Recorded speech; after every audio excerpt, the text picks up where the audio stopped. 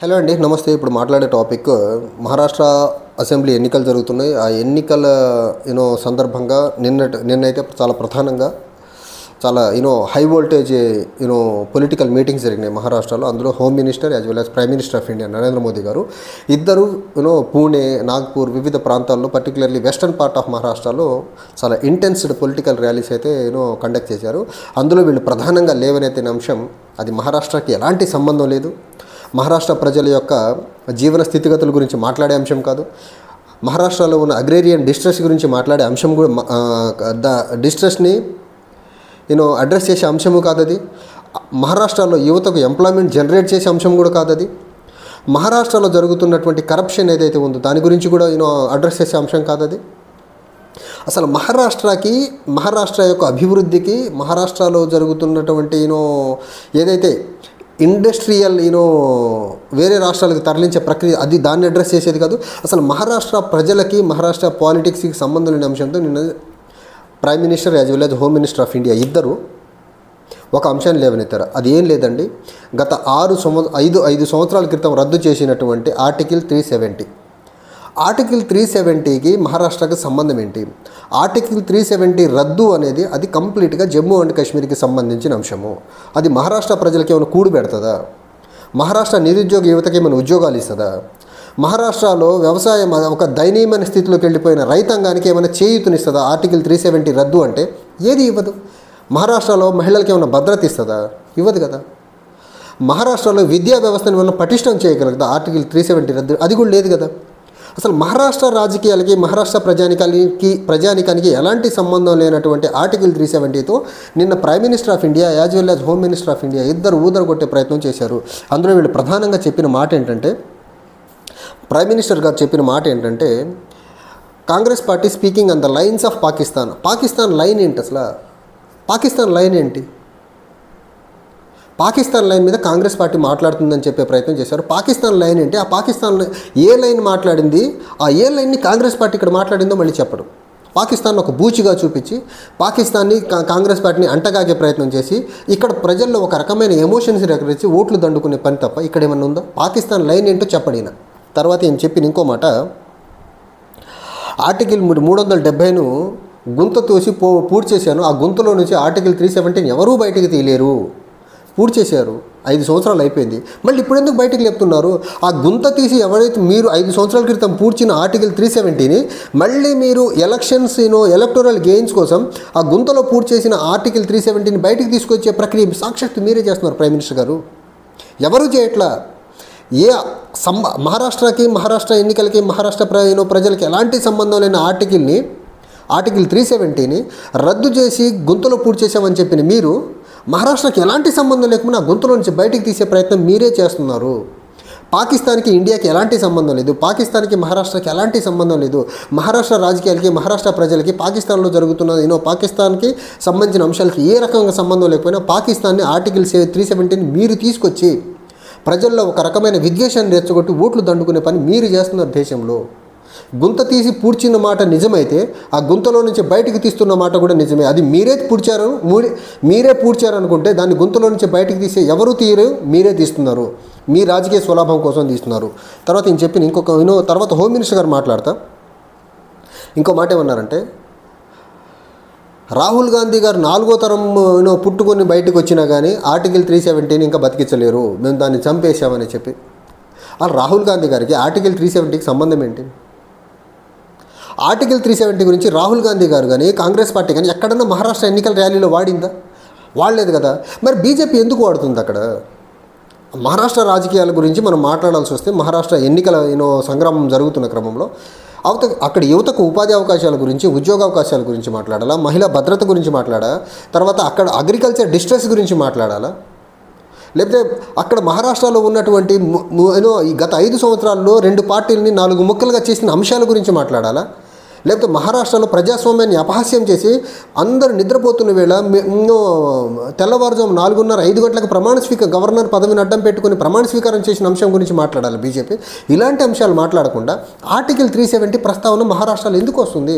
కొన్ని కాంగ్రెస్ పార్టీ ఏమైనా తీసుకొచ్చిందా, దాన్ని మాట్లాడిందా? మాట్లాడలేదు కదా.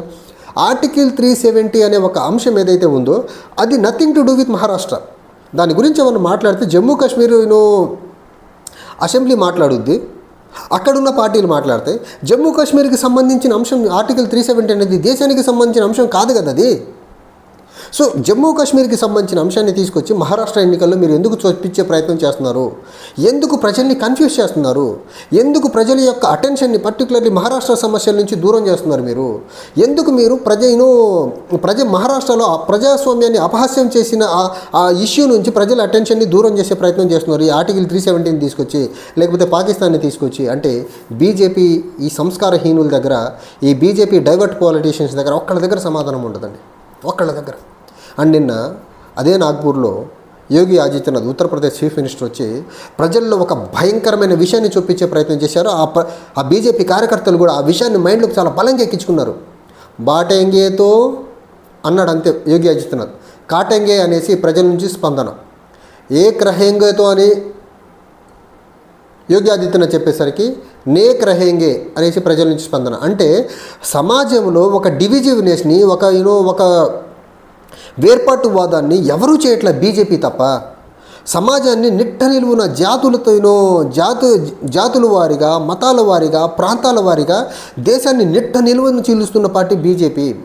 ఉత్తరప్రదేశ్లో చెప్పిన మాట బాటెంగేతో కాటెంగే అనేసి దాన్ని తీసుకొచ్చి మహారాష్ట్ర ప్రజల మైండ్లో చూపించి కుల మతాల వారిగా కంప్లీట్గా డివిజన్ని తీసుకొచ్చే ప్రయత్నం యోగి ఆదిత్యనాథ్ చాలా సక్సెస్ఫుల్గా చేశాడు నిన్న. ఈయన చెప్పిన మాట నేను చెప్తున్నా, ఆ మీటింగ్ చాలా క్లీన్గా ఫాలో అయ్యాను నేను. బాటెంగేతో అన్నాడు, ఎస్, జనాల నుంచి కాటెంగే అనే స్పందన. ఏక్ రహెంగేతో ఆయనంటే కింద నుంచి నేక్ రహెంగే అనేసి స్పందన కింద ప్రజల నుంచి వచ్చింది. అంటే ఒక రకమైన విషపూరితమైన నెరేటివ్ని ప్రజల మైండ్లోకి ఎలా చూపించగలిగారో చూడండి బీజేపీ వాళ్ళు.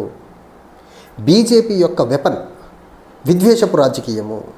బీజేపీ యొక్క వెపన్ ప్రజల్ని కులమతాలుగా విడగొట్టడము, తద్వారా లబ్ధి పొందడం తప్ప బీజేపీ దేశాన్ని, ప్రాంతాలని, సమాజాన్ని ఒకటిగా ఉంచే ప్రయత్నం ఎప్పుడూ చేయదు. నేను ఈరోజు పొద్దున కూడా ఒక ఆర్టికల్ చూసి, అది హర్యానా ఎలక్షన్స్ గురించి, అందులో కూడా వచ్చింది జాట్ వర్సెస్ నాన్ జాట్. జాట్లలో కూడా ఇంకొక చిలికను తీసుకొచ్చారు. అది ఈరోజు తెలిసింది నాకు. అది భూపిందర్ సింగ్ హూడా వర్సెస్ నాన్ హూడా. అంటే ఒక జాతిలో కూడా మళ్ళీ డివిజన్ తీసుకొచ్చి అక్కడ లబ్ధి పొంది గెలిచారు వీళ్ళు. ఒక కులానికి అగెనెస్ట్కి ఇంకో కులానికి, వేరే కులాలకి డివిజన్ని తీసుకొచ్చారు, విభజనని తీసుకొచ్చారు. ఇంకో పక్క ఆ కులంలో కూడా ఒక కుటుంబానికి వేరే కులం మొత్తానికి డివిజన్ తీసుకొచ్చే ప్రయత్నం చేసి గెలిచారు వీళ్ళు. సో బీజేపీ యొక్క పొలిటికల్ మోటివ్స్ ఎప్పుడు ఎలా ఉంటాయంటే, దేశంలో కానివ్వండి, రాష్ట్రాల్లో కానివ్వండి, ఫస్ట్ మతం పరంగా విడగొట్టే ప్రయత్నం చేస్తారు. అది అవ్వలేదా, జాతుల పరంగా విడగొట్టే ప్రయత్నం చేస్తారు. జాతుల పరంగా కూడా విడగొట్టే ప్రయత్నం అవ్వలేదా, జాతుల్లో కూడా ఒక జాతిని రెండు ముక్కలుగా చీల్చి కూడా లబ్ధి పొందాలని చూసే పార్టీ ఈ భారతీయ జనతా పార్టీ.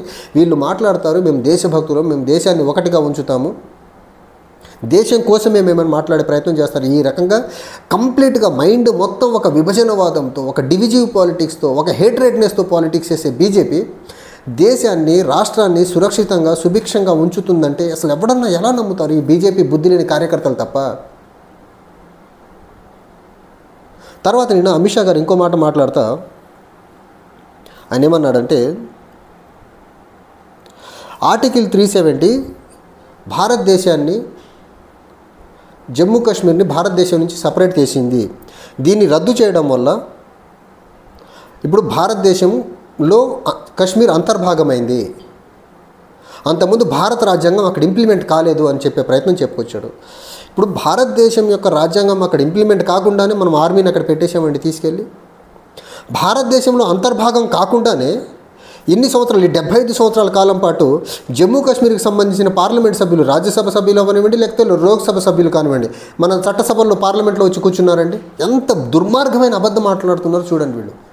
భారతదేశంలో అంతర్భాగం లేదంట, భారత రాజ్యాంగాన్ని జమ్మూ కాశ్మీర్లో ఇంప్లిమెంట్ చేయలేదంటున్నారు. మరి ఇంప్లిమెంట్ చేయకుండా మన ఆర్మ్డ్ ఫోర్సెస్ని అక్కడ ఎందుకు పెట్టాము? Government of India, A government అన్నా ఉండివ్వండి, గవర్నర్ అపాయింట్ చేసి జమ్మూ కాశ్మీర్కి ఎందుకు పంపించారు? లేకపోతే జమ్మూ కాశ్మీర్కి సంబంధించినటువంటి ఆర్టికల్ 370 రద్దు కాకముందు అక్కడున్న చట్టసభలకు, పర్టికులర్లీ లోక్సభ, రాజ్యసభ మెంబర్స్ని పార్లమెంట్లోకి ఎలా రానిచ్చారు? ఇది ఒక మిస్ఇన్ఫర్మేషన్ కాదా? ఇది సమాజాన్ని కంప్లీట్గా తప్పుదోవ పట్టించే అంశం కాదా? సో బీజేపీ రాజకీయాలన్నీ తప్పుడు ఇన్ఫర్మేషన్లు, సమాజాన్ని దేశాన్ని తప్పుదో పట్టించే ఇన్ఫర్మేషన్లు తప్ప బీజేపీ నాయకుల నోట్లో నుంచి నిజం అనేది రాదు. బీజేపీ పార్టీ బతికేదే అబద్ధాల మీద. బీజేపీ నాయకుల నోట్లోంచి బయటకు వచ్చే ప్రతి మాట ఒక అబద్ధమే ఉంటుంది. సో ఈ రకంగా వీళ్ళు మహారాష్ట్రకు సంబంధం లేని ఆర్టికల్ 370తో మహారాష్ట్రలో ఎలక్షన్ చేస్తున్నారంటే నిజంగా వీళ్ళకి మైండ్ ఉందా అని అర్థం కావట్లేదు. నాకు 2019 అసెంబ్లీ ఎన్నికల్లో కూడా నేను ఒకటి నోటీస్ చేశాను. అప్పుడు లడాక్ ఎంపీని పూణేకి తీసుకొచ్చి ఆర్టికల్ 370 రద్దు చేసిన తర్వాత మహారాష్ట్ర అసెంబ్లీ ఎన్నికలు జరిగినాయి. వచ్చిన తర్వాత లడాక్ ఎంపీని తీసుకొచ్చి పూణేలో బహిరంగ సభ పెట్టించి ఆర్టికల్ 370 రద్దు చేసిన దాని గురించి చాలా ఎగ్జాజరేట్ చేసి మాట్లాడించే ప్రయత్నం చేస్తే ఆ ప్రాంతంలో బీజేపీని గుండు కొట్టించి పంపించారు. ఆ ప్రాంతంలో సీట్లు రాలే బీజేపీకి. సో అప్పుడే వర్కౌట్ కానీ ఆర్టికల్ 370 ఈసారి వర్కౌట్ అవుద్దా అంటే ఖచ్చితంగా అయ్యేదానికి ఆస్కారం లేదు. చూడాలి మరి ఈ బీజేపీ యొక్క ఈ డివిజివ్ హేట్రెడ్ పాలిటిక్స్, అబద్ధపు నెరేటివ్స్ ఎంతవరకు బీజేపీని రాజకీయంగా మహారాష్ట్ర ఎన్నికల్లో లబ్ధి చేకూరుస్తాయనేది మనం వెయిట్ చేసి చూడాల్సిన అంశమే. Thank you.